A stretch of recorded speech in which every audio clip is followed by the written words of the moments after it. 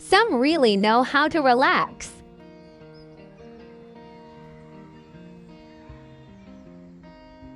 First, he chose a patch of soft grass. The sun was already warming things up nicely.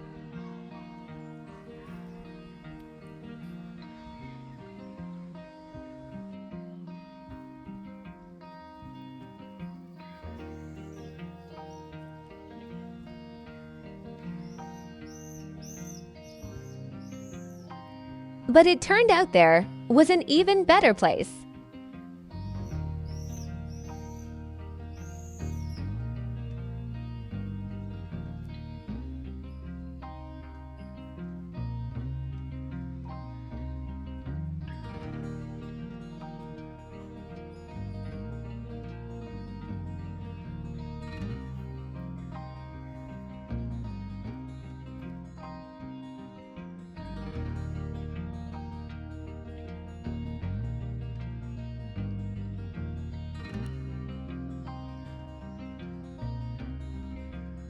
It seems like he didn't have anything important to do today.